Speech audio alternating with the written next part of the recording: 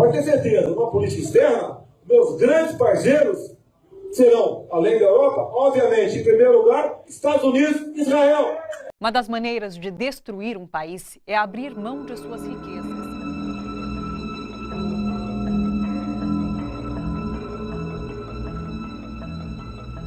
We economic hitmen really have been the ones responsible for creating this first truly global empire. And we work many different ways.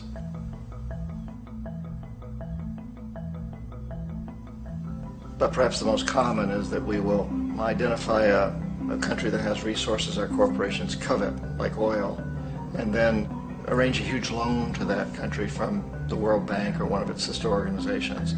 But the money never actually goes to the country. Instead, it goes to our big corporations to build infrastructure projects in that country, power plants, industrial parks, ports, things that benefit a few rich people in that country, in addition to our corporations, but really don't help the majority of the people at all. However, those people, the whole country is left holding a huge debt.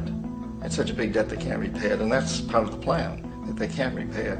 And so at some point, we economic hitmen go back to them and say, listen, you owe us a lot of money, can't pay your debt, so sell your oil real cheap to our oil companies. Allow us to build a military base in your country, or send troops in support of ours to someplace in the world like Iraq, or vote with us on the next UN vote. To have their electric utility company privatized and their water and sewage system privatized and sold to U.S. corporations or other multinational corporations. So there was that whole mushrooming thing, and it's so typical of the way the IMF and the World Bank work. That you put a country in debt, it's such a big debt it can't pay it, and then you offer to refinance that debt and pay even more interest. And you demand this quid pro quo, which you call a conditionality or good governance, which means basically that they've got to sell off their resources, including many of their social services, their utility companies, their school systems sometimes, their penal systems, their insurance systems, to foreign corporations. So it's a double, triple, quadruple whammy. The precedent for economic hitmen really began back in the early 50s when democratically elected Mossadegh, who was elected in Iran, he was considered to be the hope for democracy in the Middle East and around the world. He was Time Magazine's Man of the Year. But one of the things that he'd run on and began to implement was the idea that foreign oil companies needed to pay the Iranian people a lot more for the oil that they were taking out of Iran. The Iranian people should benefit from their own oil. Strange policy. We didn't like that, of course. But we were afraid to do what we normally were doing, which was to send in the military. Instead, we sent in one CIA agent, Kermit Roosevelt, Teddy Roosevelt's relative. And Kermit went in with a few $1 million and was very, very effective and efficient. And in a short amount of time, he managed to get Mossadegh overthrown and brought in the Shah of Iran to replace him, who always was favorable to oil. And it was extremely effective. Mobs overflow Tehran. Army officers shout that Mossadegh has surrendered and his regime as virtual dictator of Iran is ended. Pictures of the Shah are paraded through the streets as sentiment reverses. The Shah is welcomed home. So back here in the United States, in Washington, people looked around and said, wow, that was easy and cheap. So this established a whole new way of manipulating countries, of creating empire. The only problem with Roosevelt was that he was a card-carrying CIA agent, and had he been caught, the ramifications could have been pretty serious. So very quickly at that point, the decision was made to use private consultants to channel the money through the World Bank or the IMF or one of the other such agencies, to bring in people like me who worked for private companies, so that if we got caught, there would be no governmental ramifications.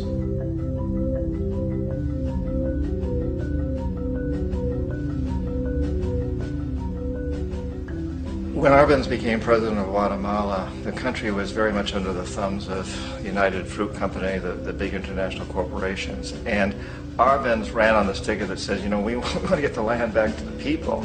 And once he took power, he was implementing policies that would do exactly that, give land rights back to the people.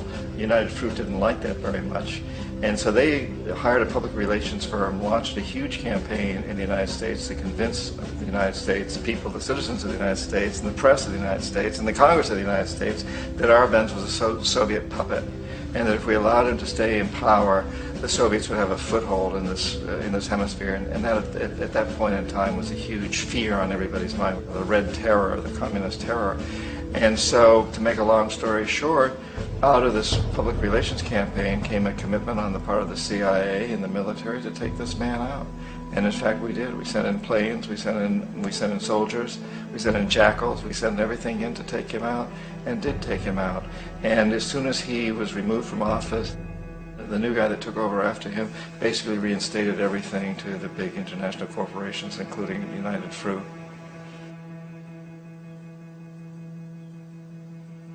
Ecuador for many, many years had been ruled by pro-U.S. dictators, often relatively brutal. Then it was decided that they were going to have a truly democratic election. Jaime Roldos ran for office, and his main goal, he said, as president would be to make sure that Ecuador's resources were used to help the people.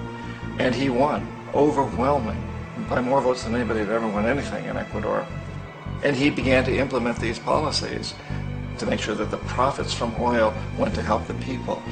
Well, we didn't like that in the United States.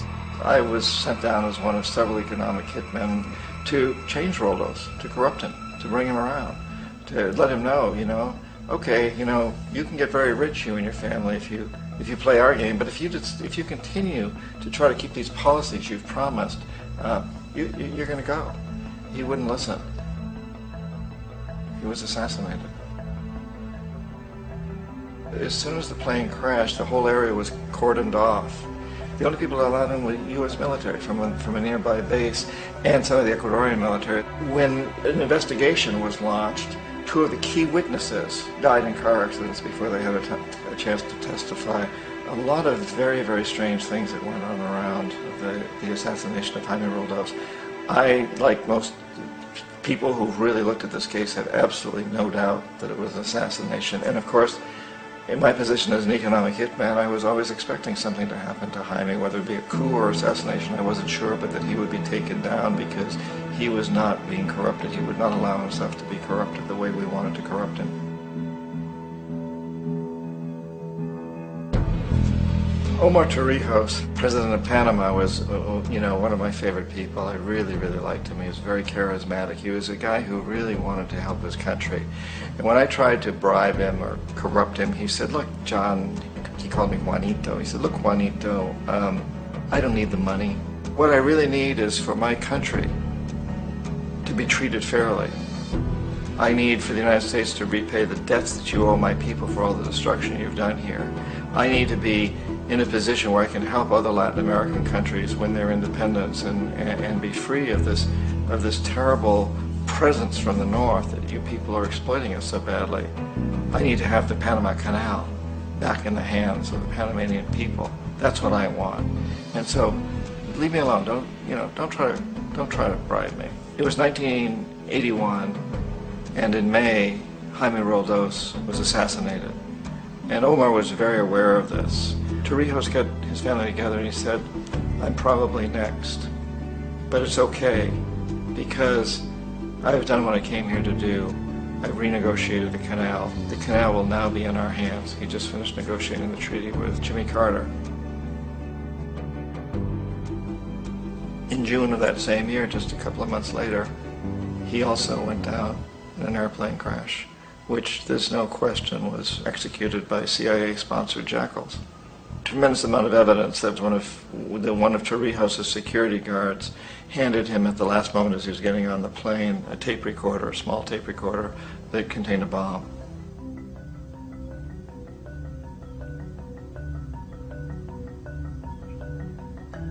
It is interesting to me how this system has continued pretty much the same way for years and years and years, except the economic hitmen have got better and better and better. Then we come up with, very recently, what happened in Venezuela. In 1998, Hugo Chavez gets elected president, following a long line of presidents who had been very corrupt and basically destroyed the economy of the country. And Chavez was elected amidst all that. Chavez stood up to the United States And he's done it primarily demanding that Venezuelan oil be used to help the Venezuelan people. Well, we didn't like that in the United States. So in 2002, a coup was staged, which there's no question in my mind, and most other people's minds, that the CIA was behind that coup.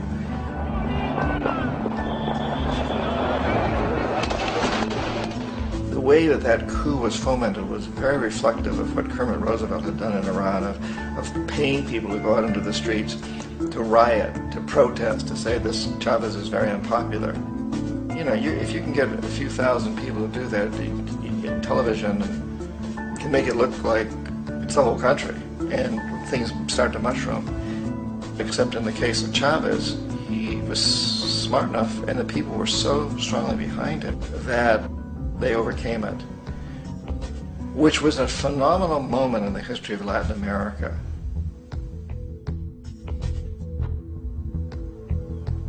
Iraq actually is a perfect example of the way the whole system works. So we economic hitmen are the first line of defense. We go in, we try to corrupt the governments and get them to accept these huge loans, which we then use as leverage to basically own them. If we fail, as I failed in Panama with Omar Torrijos and in Ecuador with Jaime Roldos, men who refuse to be corrupted, then the second line of defense is we send in the jackals. And the jackals either overthrow governments or they assassinate. And once that happens and a new government comes in, boy, it's going to toe the line, because the new president knows what will happen if he doesn't. In the case of Iraq, both of those things failed. Economic hitmen were not able to get through to Saddam Hussein. We tried very hard. We tried to get him to accept a deal very similar to what the House of Saud had accepted in Saudi Arabia, but he wouldn't accept it. And so the jackals went in to take him out. They couldn't do it. His security was very good. After all, he had one time worked for the CIA. He'd been hired to assassinate a former president of Iraq and failed, but he knew the system. So in '91, we send in the troops and we take out the Iraqi military.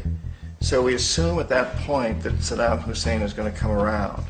We could have taken him out, of course, at that time, but we didn't want to. He's the kind of strong man we like. He controls his people.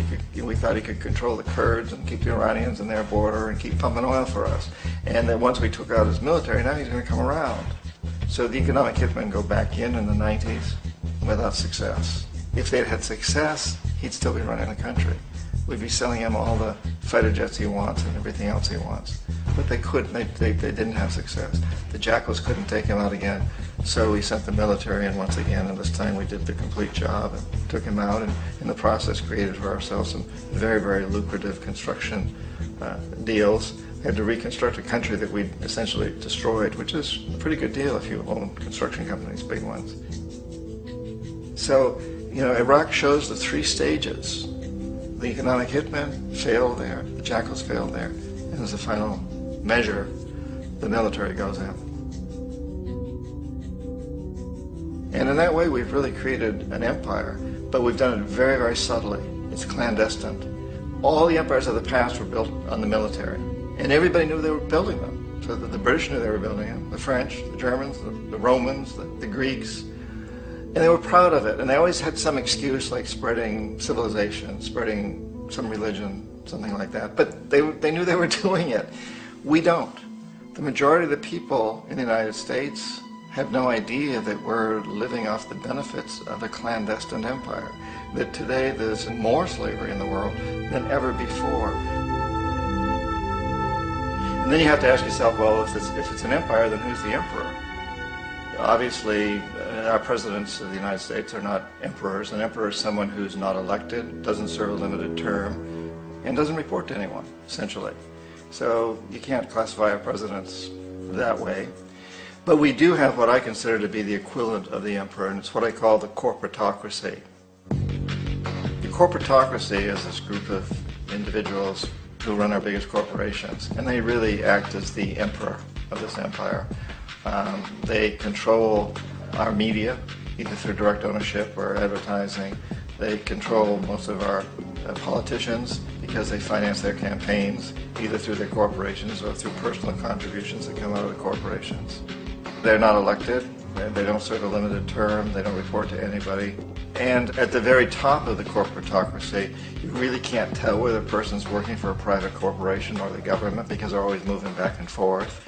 So, you know, you've got a guy who one moment is the president of a big construction company like Halliburton, and the next moment he's vice president of the United States, or the president who is in the oil business. And this is true whether you've got Democrats or Republicans in the office. You have to moving back and forth through the revolving door. And in a way, our government is invisible a lot of the time, and its policies are carried out by our corporations on one level or another. And then again, the policies of the government are basically forged by the corporatocracy and then presented to the government. They become government policies. So it's an incredibly cozy relationship. This isn't a conspiracy theory type of thing. These people don't have to get together and plot to do things. They all basically work under one primary assumption, and that is that they must maximize profits regardless of the social and environmental costs.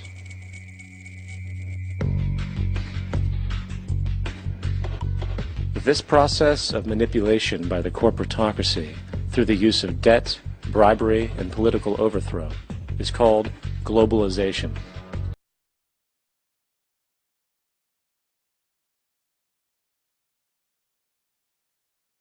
Esse é o momento! Vamos falar a verdade! Já que eles gostam de mentir! Foda-se, Illuminati! Quem são eles? Que te manipula facilmente, que sempre prevê o que se passa na sua mente, te iludindo com rádio e TV, mentindo pra você. Eles estão no poder, a nova ordem mundial, eles apoiam o racismo. Tudo é negócio, fazem jus ao satanismo. Organização secreta, sem perguntar invade, destruíram as torres gêmeas, prazer Illuminati. Não é ficção, eles estão bem na sua frente. Não se ilude com os filmes, mano, não tem o Tom Hanks. Mensagem subliminar em todo lugar. Abre o olho, tio, eles vão te manipular.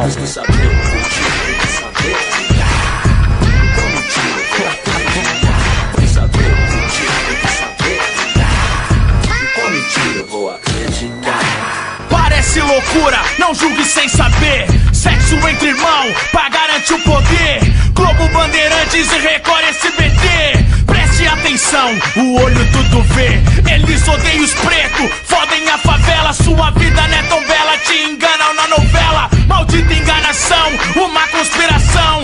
Tudo é produto, eles vendem pro cifrão. No dólar cê não vê, pirâmide tá ali. Cuidado com o que vê, eles estão por aí, por aqui, tão em todo lugar. Sabemos que existe impossível de achar. Olha essa dupla, Bush e Satã.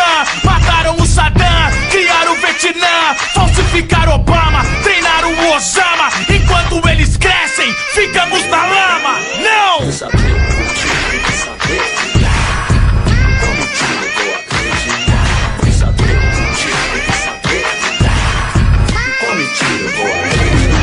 Esse verso é complexo, parece ser sem nexo, mas fique bem esperto, eles podem estar por perto. Eles estão no mundo todo, em todos os lugares, de formas diferentes. Eles invadem os seus lares, infiltrados em várias partes da sociedade. A nova ordem mundial tentam criar, você sabe, teorias da conspiração. Várias eles fazem, mas pra mim e pra você, que diferença que elas fazem? São opostos à igreja, será essa a diferença? Mas por mim, tanto faz que as duas apodreçam. Ilumines, alubrados, Rosa Cruz e martinistas, sociedades das quais eu não conhecia. Estou em bons em maçonaria, estão infiltrados até na CIA. Não sabia o que faziam, eu nunca ouvi falar. Será que eu devo me preocupar? Eles colocaram Prodigy atrás das grades. Quem não me garante que eles levaram Tupac? Que Illuminati, aperte start. A revolução está no rap, então faça a parte. Acorde e olhe ao seu redor que está acontecendo. Esteja sempre atento, olhe todo o movimento. Eu não quero guerrear, mas estou pronto pra guerra. Por isso eu mostro a realidade pra favela. Eles querem controlar minha mente, o meu corpo, a minha alma, minha vida, sua vida e a do povo. Porém, a força é a população. Devemos estar sempre atrás da informação. Por muito tempo eles estão em atividade e fazem parte da história desde a antiguidade. Cabe a nós descobrirmos a verdade, pra não fazermos parte dessa sociedade.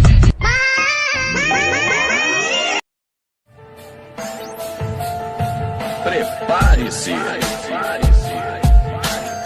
Diz aí, LDF. Seita satânica, sedenta de sangue, sanguinolenta. Prepare-se pra nova ordem 666. Os senhores do mundo arquitetam um plano pra uma imensa redução de seres humanos. 7 bilhões exterminados, sem piedade, pois é assim que governa os Illuminatis. 13 famílias que dominam todo o planeta. Judaico-maçônicos, discípulos da besta. Anticristo televisivo, olha o que tudo vê. Na verdade é o Big Brother que controla você, que vê TV e acredita nas mentiras da tela. Absurdos do jornal e da telenovela. Acorde e não se renda à Umbrella Corporation. É a Matrix indicando o final dos tempos. Então lute, haja, seja resistência contra a nova ordem 666.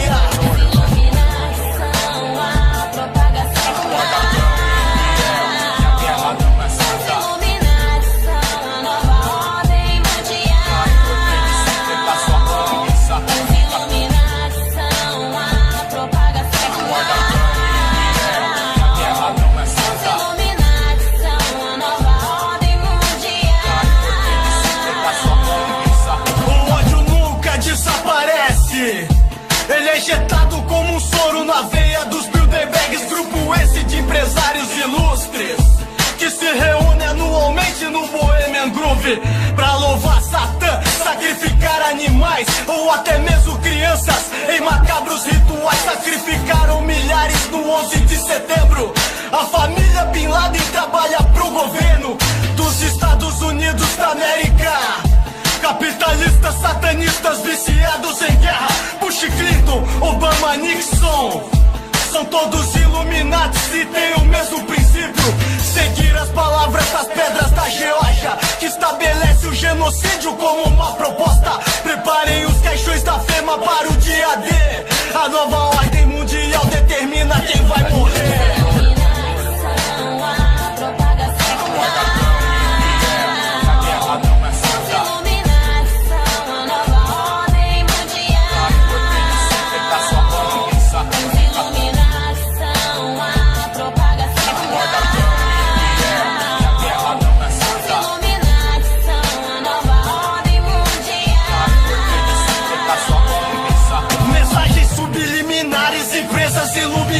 Tudo interligado em uma mesma engrenagem. A da globalização com o aval da mídia, que vende a morte através da indústria alimentícia. Coca-Cola, McDonald's é uma chips, geram câncer, diabetes, artrite. Fora toda a simbologia de seus logotipos. É como diz na Bíblia, o mundo jaz do maligno. Não tem mais jeito e só aumenta a contagem dos mortos. Tempestades, tsunamis, terremotos, pois assim está escrito no livro sagrado. O anticristo tá prestes a assumir seu reinado. Mas pode vir Bafomete que eu não me rendo, pois eu prefiro morrer de pé que viver de joelhos diante destes malditos Illuminatis. Em nova ordem mundial tô pronto pro combate. Iluminação, a propagação do mal.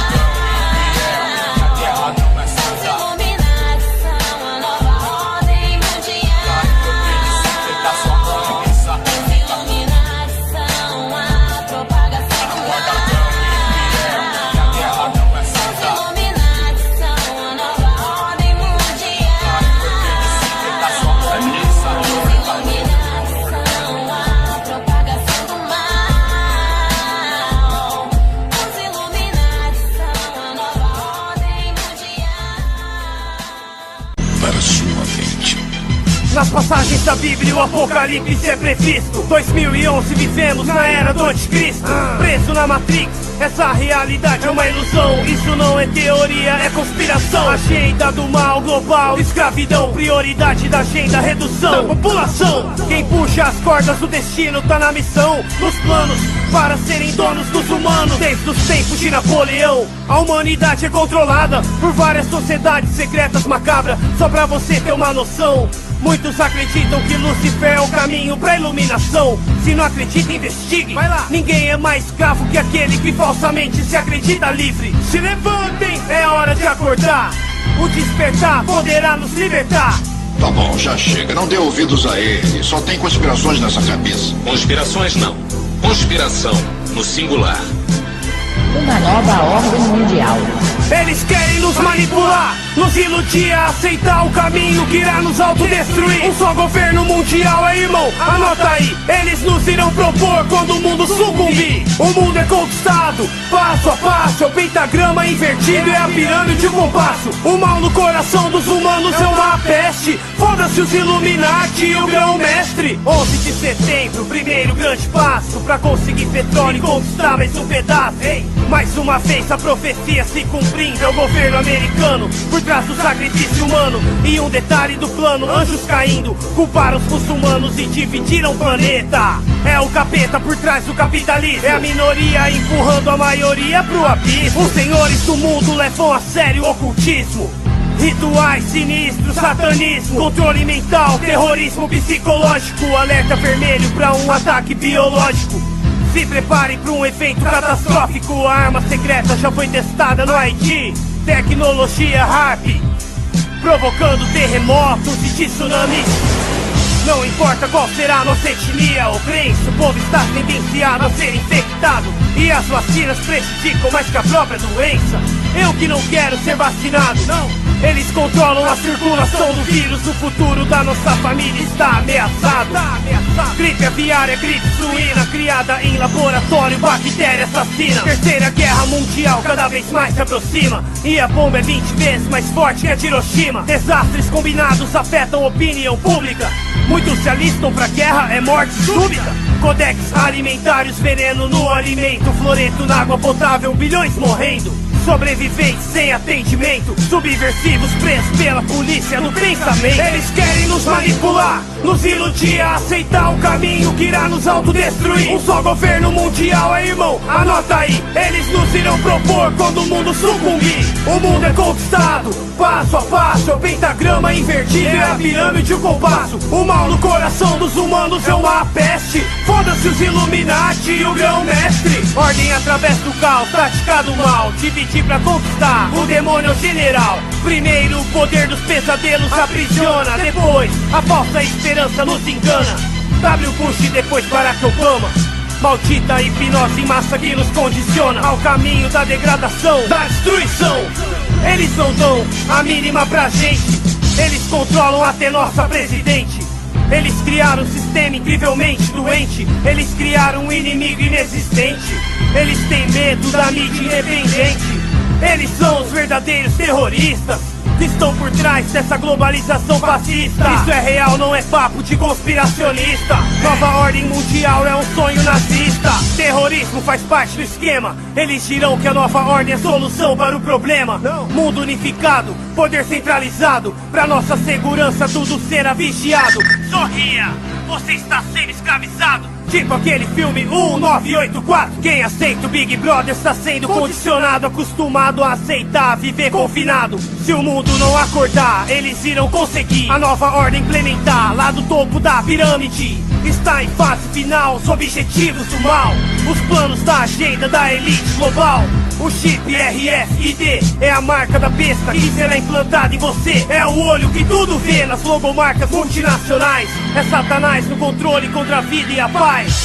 A nova ordem mundial está aqui. Eles, os Illuminatis. A new world order. A new world order. A new world order. A new world order. A new world order. We have before us the opportunity to forge for ourselves and for future generations a new world order. A world where the rule of law, not the law of the jungle, governs the conduct of nations. When we are successful, and we will be, we have a real chance at this new world order, an order in which a credible United Nations can use its peacekeeping role to fulfill the promise and vision of the UN's founders.